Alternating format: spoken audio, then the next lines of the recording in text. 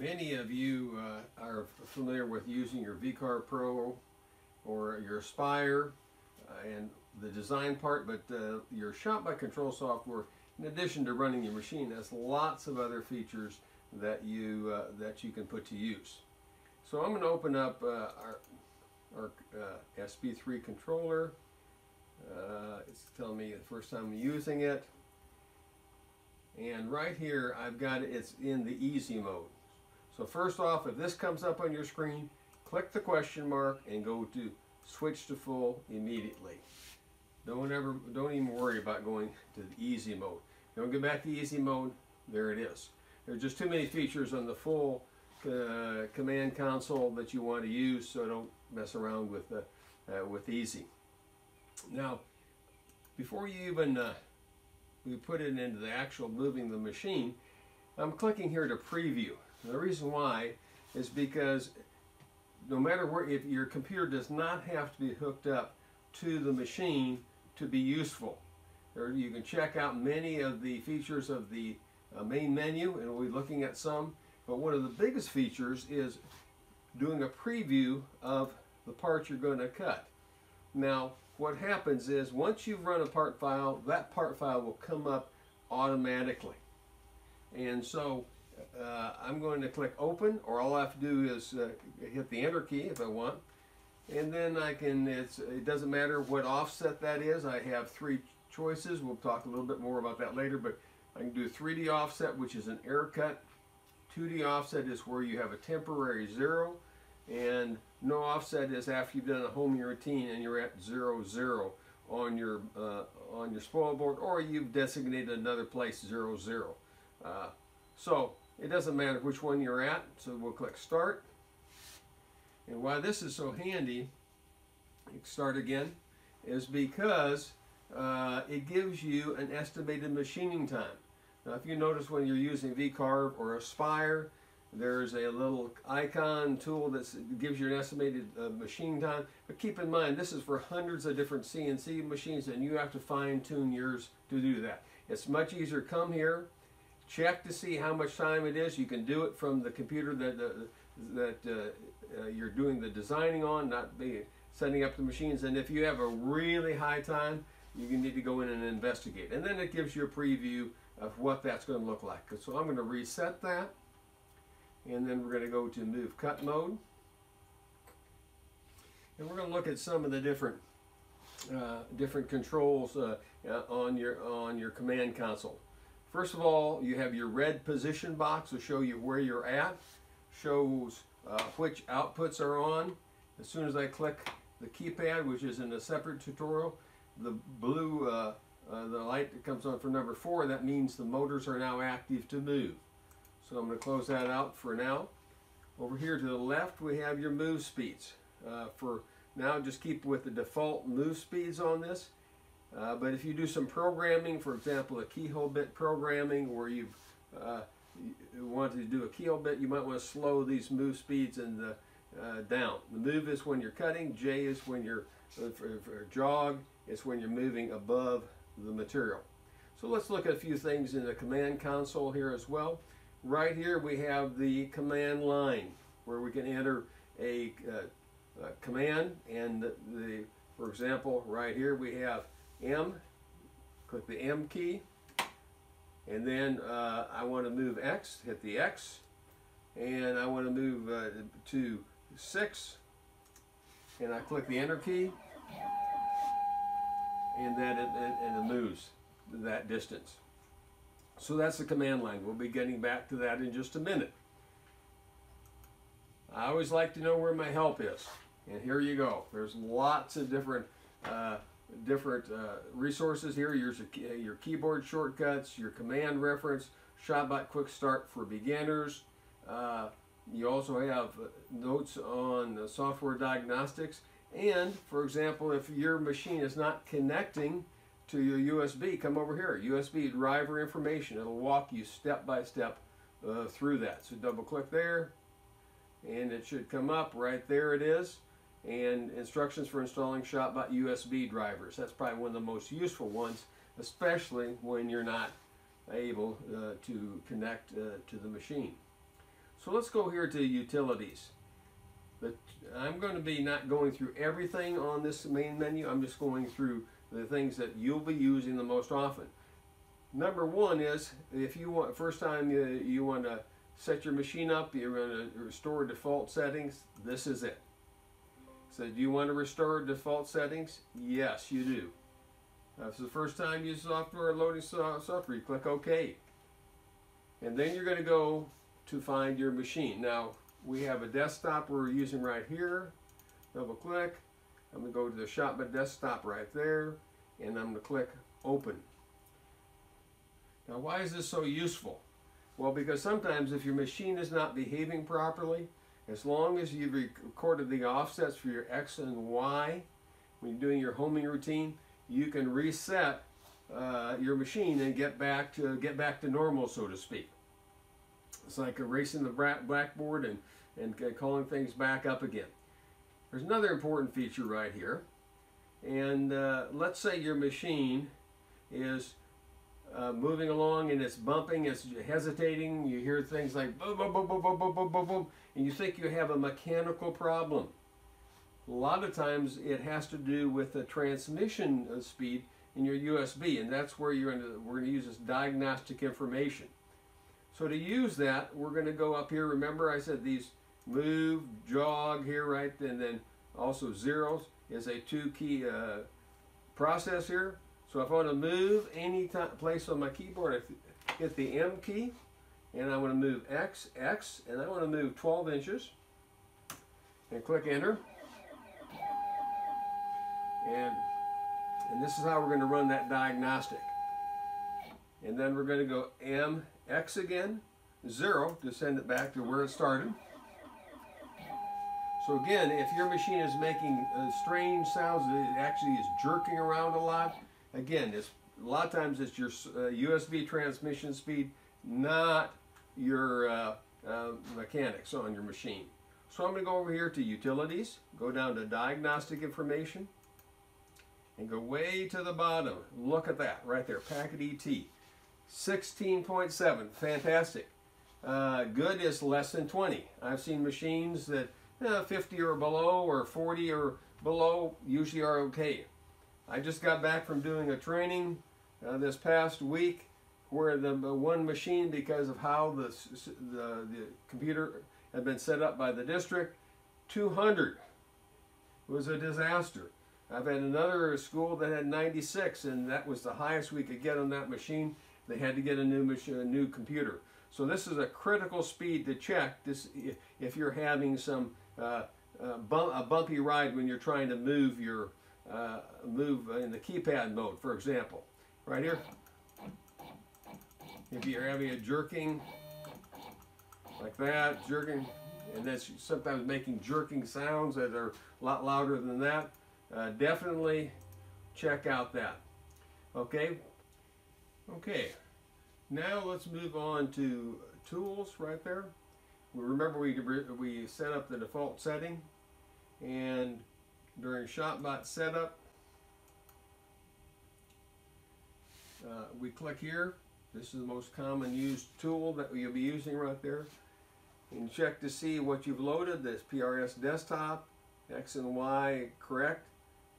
Do I have a Z proximity switch? Check to the top of your machine. There should be some wiring toward the top. If you have one, all the recent machines have a Z prox switch. So if you've bought a machine in the last 4 or 5 years, I'm sure you have that. We're going to go here, the plate thickness. We're just going to click Next. And the default for if you're using a desktop or a desktop max is -0.5, full-size machine. Once you've got it set up, you're going to do a homing routine. So these numbers might be slightly different, but for now I'm just going to click Next. I'm not going to click Make It Easy on me.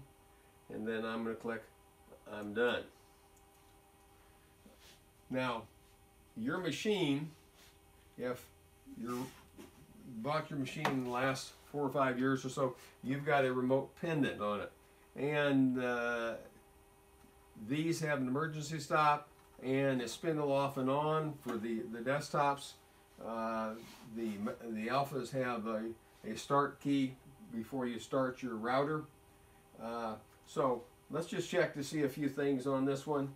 If I want to turn the router on, I can click on the keypad right here, and then I can make sure that the spindle is on, which it is. And I can click output 1. It's going to ask me to turn it on. And I've got it on lower speed, so I'm turn that off for now. Close the keypad. But if I want to do a warm-up routine, you're going to go here to the menu where it says cuts, and think of this as custom cuts, and the most important thing on your command console on the cuts are going to be your Z or zero plate. That can be done with the icon. Home, your XY routine using the proximity switches. And then here, spindle warm-up routine. And that's, for example, on your full-size machines, if you have an RPM controller, you're going to click on that to start that process. It's just as easy on a desktop just to click to open this, set your RPM set up at about 170, 180 for starts. That's going to put you at around 10,000 or so, and just click this up and it starts warming up at this point. Again, if you don't have this plugged in, things are not going to happen. So if you're changing bits, you turn your spindle off. The emergency stop right here. If I wanted to go MX, I'm going to put, let's say I'm going to put JX, J for jog. I'll put 10, enter, and I don't want the spindle to start. Cancel on that. JX 10. There we go. And I hit the emergency stop. If you want a controlled stop, hit the space bar, or you can click here when this is moving. You can click stop right there. So an emergency stop is when disaster's happening. You got to press and stop. You're going to have to reset things. So I'm going to move this out of the way, and I'm going to. I can go here to custom cuts and go to homing routine right here, or I can do this on the position box. So I'm just going to hit XY here on the position box and click yes, and it's going to home to this corner right there. It's going to go up to safe C height, touch off on the proximity switch, go to X first, hit the proximity switch, back off, come back here, touch off on the Y, and then come back. And then it's going to let us know, yes, everything has been homed. I'm going to click back in here. I'm just going to move this off a little bit. And remember, I talked in the how to use the keypad. I can move this to a memorized location. Now, some other features that you can make access here, where we have tools, there's the ShopBot setup, which you need to check what you got the right machine in there, and where your offsets are for your X and Y for the homing routine.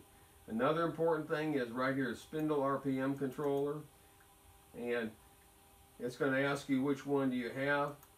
This does not have, the desktops do not have an RPM controller. So when you do the warm-up routine, you're going to have to manually adjust your VFD by pressing the down or up arrow keys, or if you have an older machine like mine, you use the dial. And it's a good idea to have a speed chart close at hand also, so you can get an idea. But whatever the reading on your VFD, you multiply that times 60 on the desktops, and that will give you an accurate a reading for how many RPMs you're going to get from your router. Okay, let's go for a few other things here. We have values, If your machine is not moving the correct distance, check your unit values right there, if they're okay. Also, you have your cutter values right here. And this is very important if you are, especially if you're using a indexer, sometimes you have to raise or lower that safe Z height. The default on a desktop is 0.5. The default on a full-size machine is 1. So you can adjust the safe Z height right there. And that's an important setting that you might do right there. Speed values. It gives your speeds right there for your different operations. If you have an indexer, that's going to be your B. The XY is right now is 2. That's default. So I'm going to click OK. And then let's go on here with the values. One more thing to check. If, for example, you have a machine that every time that it's going around corners, especially like a V-bit, it's doing a little details around corners, and then on the straight it accelerates, but around the corners it goes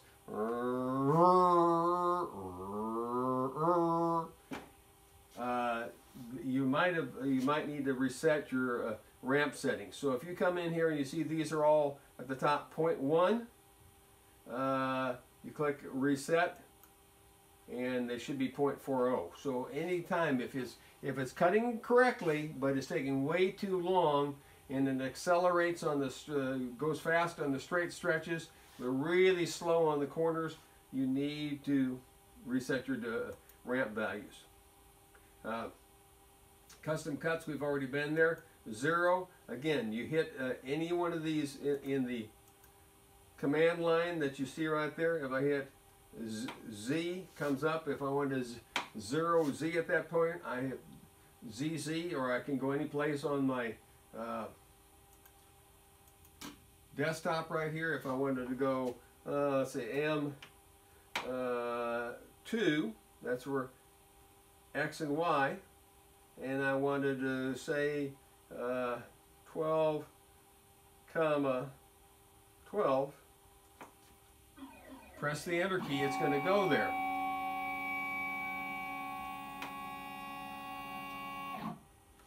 And let's say I zeroed that, and I could zero my X and Y by hitting Z2, and that zeros. Then I say, oh, I want to know where that actually is after I did my homing routine. So we go back to our keypad. I go over, let's hear, to button number 5. I hit right, and it tells me exactly where that is in relationship to when I homed it. So now we're going to look at a few more here. File, part file load. That can be done right here, cut part. And your move, M for move, J for jog, Z for 0. And another handy feature here is if you, for example, wanted to cut a part and you just wanted to go the last one that you did, all you have to do is click enter. The last file will be there. Enter. Let's say you did want to do no offset. And then enter again. And then it's going to ask you some questions.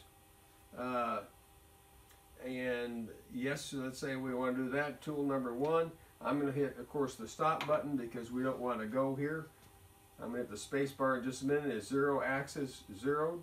Well, no. And so I'm going to cancel right there. That is a very important question. When they ask that question, make sure that your part has been zeroed. But this is just a brief introduction to your command console. There's plenty more to look at, but for now, good day. Thank you.